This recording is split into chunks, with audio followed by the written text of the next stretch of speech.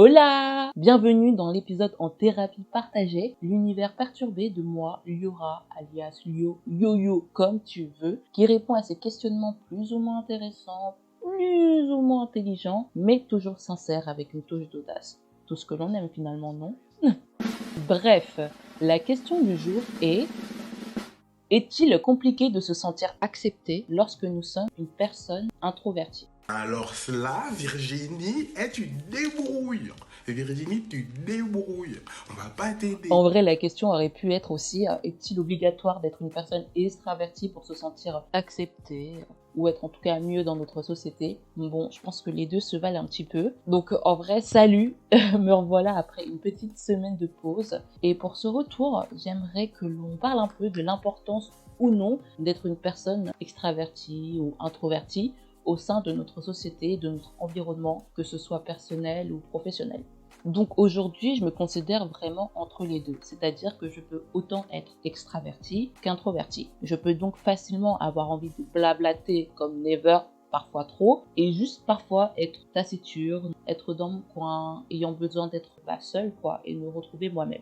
Excuse-moi, je peux plus te voir, t'es trop nul. Il y a plusieurs raisons à cela que je vais aborder après, mais en vrai, être introvertie, c'est vraiment quelque chose qui m'est apparu tard dans ma vie, dans le sens que j'ai toujours été une enfant joyeuse, qui aime s'exprimer, communiquer avec les autres, me faire des amis, et vraiment, j'avais aucune difficulté à m'intégrer, entre guillemets, quoi.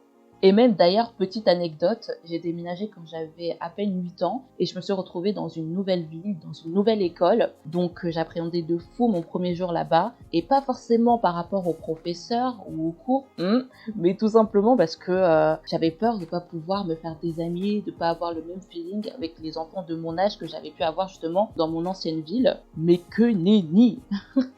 Ah, que nenni! En une seule journée, j'ai réussi à me faire plein d'amis et vraiment c'était super cool. Bien évidemment, ça vient dans les deux sens, donc les enfants étaient quand même vachement accueillants, mais j'avais ce côté genre hyper extraverti, ce côté à aimer communiquer, à partager ma joie, qui m'a beaucoup aidé à faire des liens, à créer des liens tout simplement dans cette nouvelle ville, nouvelle école.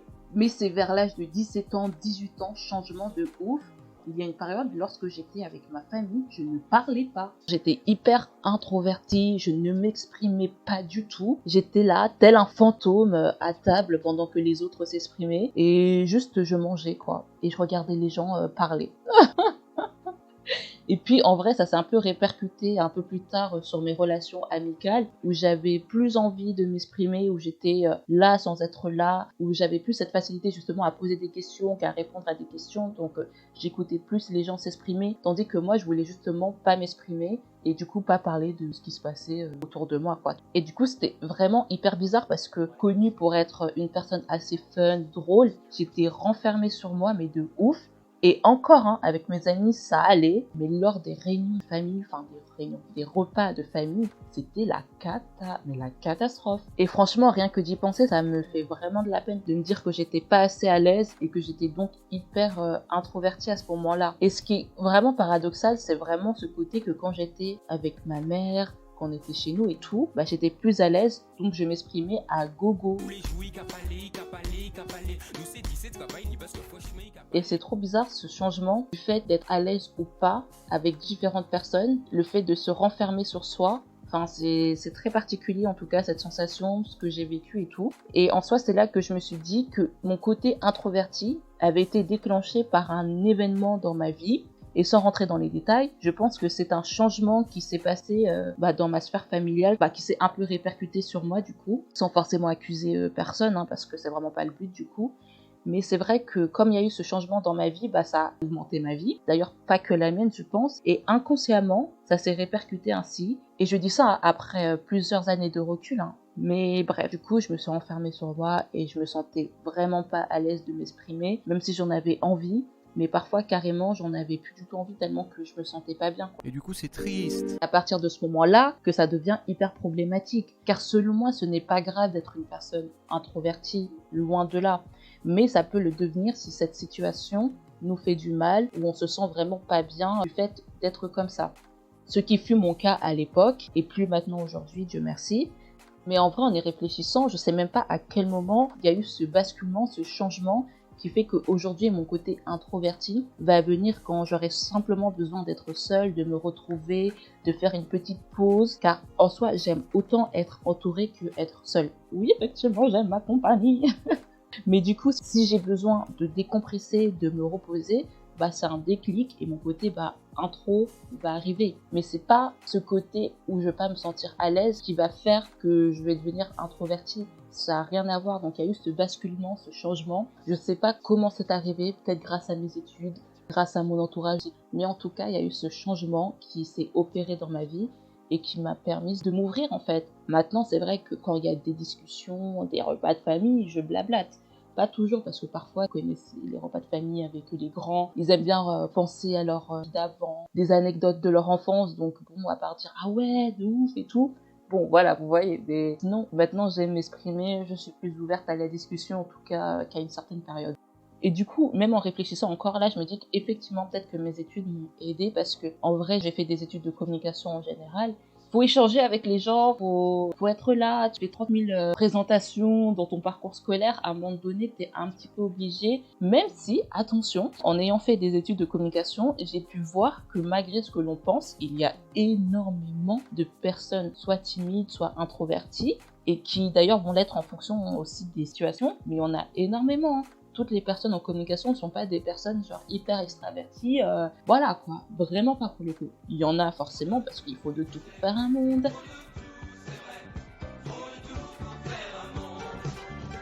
Mais c'est pas la majorité en général, hein, étonnamment. Je sais qu'on en parlait justement souvent quand on faisait des présentations. Après, ça c'est normal, t'as toujours le stress de pas savoir bien t'exprimer, t'appréhendes un peu ce que tu vas dire devant tout le monde, c'est tout le monde te regarde, donc c'est normal. Mais je sais qu'il y avait beaucoup de gens qui stressaient, moi la première, et il y avait beaucoup de gens qui aimaient vraiment pas ça, qui étaient vraiment mal à l'aise. Et pourtant, elles aimaient faire partie de ce secteur, de cette filière de communication, parce que bon, la communication, en règle générale, c'est quand même hyper large. Du coup, ça permet aussi de dédramatiser, de dire, bah ouais, il y a de tout. Chaque personne est différente, tout simplement, quoi.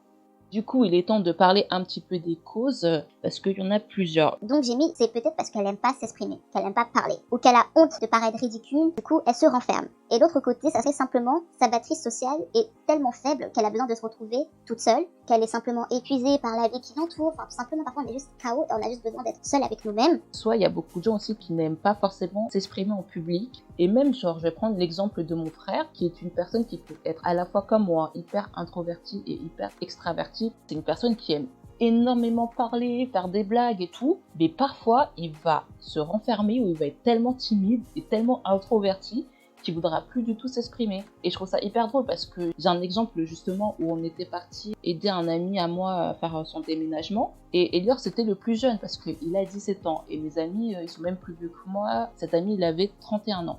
Du coup, la moyenne d'âge, ça allait entre 25 et 31 ans. Et Elior était totalement à l'aise. Il s'exprimait avec les amis, il blablatait. Parfois, il engageait même les conversations. Enfin, incroyable. Mais d'un autre côté, Elior, ça va être aussi cette personne qui, lorsque nous sommes au restaurant, ne va pas du tout demander une sauce, alors qu'il en a envie, énormément envie.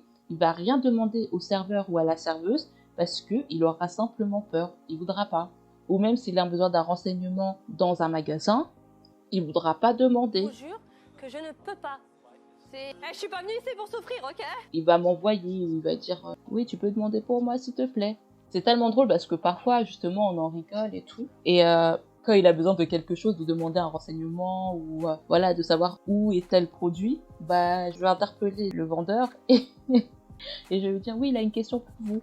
Du coup, ça le met un peu mal à l'aise, mais il va réussir à s'exprimer. Enfin, j'ai plein d'exemples comme ça, parce que franchement, c'est archi drôle, mais ce n'est pas le seul. Et Lior n'est pas le seul, il y a beaucoup de gens dans cette situation. Et bref, du coup, c'est là où je me dis qu'il y a quand même une différence entre être introverti, timide, ou même tout simplement avoir une anxiété sociale qui est quand même déjà beaucoup plus important et plus grave en termes de répercussions. Mais en fait, chaque, on va dire, symptôme s'entremêlent. Donc on peut être introverti, timide, ça peut aller ensemble. On peut aussi avoir une anxiété sociale qui fait qu'on devient plus timide ou introverti. Je sais pas si vous voyez ce que je veux dire. Tout se chevauche. Tu peux être genre introverti sans forcément être timide. Vous voyez ce que je veux dire? Oui, mais quand même non. Donc c'est assez particulier. Donc faut savoir aussi voir où on se situe, si on est simplement introverti, simplement timide dans certaines situations, ou comme je vous l'ai dit, un petit peu plus grave si on a une anxiété sociale qui est quand même vachement compliquée. Et du coup, je vais vous donner la définition d'une personne timide et une personne introvertie. Donc, en soi, la timidité est le résultat de l'opinion généralement exagérée que l'on se fait du mérite des autres. Quant à une personne qui est introvertie, c'est une personne qui sera calme et réservée et qui aura besoin de passer du temps seule. Et la raison de cela serait le seuil de sensibilité très bas à la dopamine. Et tout ça, c'est la définition du docteur Perpetua Neo, qui est en psychologie, qui est psychologue. Du coup, en gros, l'introversion, c'est vraiment une préférence pour des environnements calmes et qui offrent une sorte de bien-être, de sécurité à une personne, en fait, tout simplement. Et bref, et en soi, pour en revenir un peu au thème du podcast, enfin plus le recentrer, est-ce que c'est quelque chose en soi qui peut être compliqué dans notre société? Oui et non, dans le sens qu'il y a énormément de gens qui sont comme ça. Et justement, j'étais en train de faire des recherches comme d'hab, hein, vous connaissez à force, et j'ai vu qu'il y avait plusieurs stars qui souffraient de timidité ou d'introversion, qui arrivaient quand même à se dépasser, ou en tout cas à sortir parfois de leur zone de confort pour pouvoir faire telle ou telle chose, donc un film, des chansons, peu importe. Et dans ces stars, il y avait par exemple Johnny Depp, il y avait Zayn Malik, il y avait Blake Lively, Queen Bee, Courtney Cox, il y avait Lady Gaga aussi, enfin il y en avait énormément. Et pourtant, nous, de notre côté, en tout cas, après peut-être parce que je connais pas assez leur vie et que je les suis pas, je suis pas assez fan. En tout cas, moi, j'avais pas cette perception que ces stars, ces célébrités étaient hyper timides ou hyper introverties. Peut-être un petit peu Beyoncé parce que ça se voit que bon, elle fait son show et tout ça, mais c'est vrai qu'elle est un peu après avec sa famille dans le calme et tout.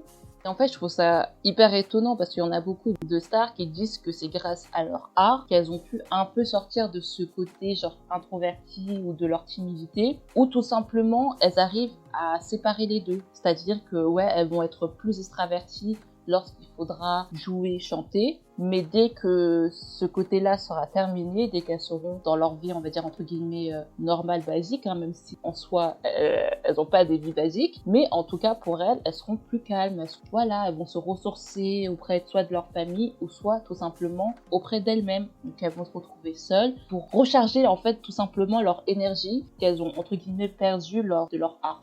Et personnellement, je trouve que c'est une bonne façon de penser, surtout si on est les deux. En vrai, ouais, tout donner, tout faire pour être extraverti dans son côté professionnel, mais personnel, je pense, en tout cas personnellement, je trouve qu'il n'y a pas besoin de se forcer.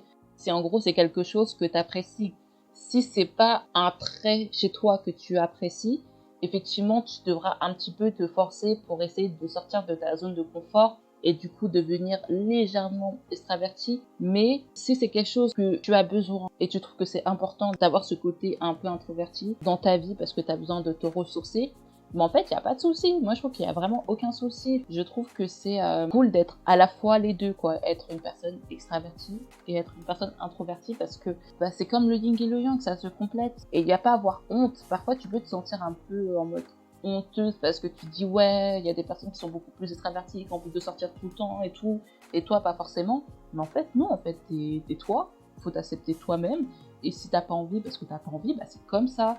Si t'as besoin d'être seul, t'as besoin d'être seul, et c'est pas une honte, genre c'est même une qualité de pouvoir aimer sa propre compagnie. Enjoy en fait, tout simplement enjoy.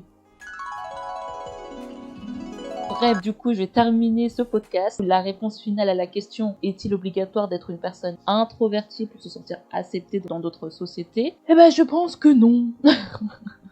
Tout simplement, non, non, non. Alors, c'est sûr qu'une personne qui va être plus extravertie va avoir cette facilité à échanger, que ce soit côté pro ou personnel, mais ce n'est pas une chose obligatoire. Il y a de la place pour tout le monde dans notre société, justement, avec diverses caractéristiques propres à chacun. Et ça veut pas dire parce que on a besoin de solitude, de calme et de se ressourcer que forcément on n'est par exemple pas drôle ou nous sommes des personnes seules, sans aucune capacité à échanger. Non, ça n'a vraiment rien à voir. Le plus important en vrai, c'est de se sentir bien dans sa vie, peu importe si nous sommes du coup extravertis ou introvertis. Tout simplement.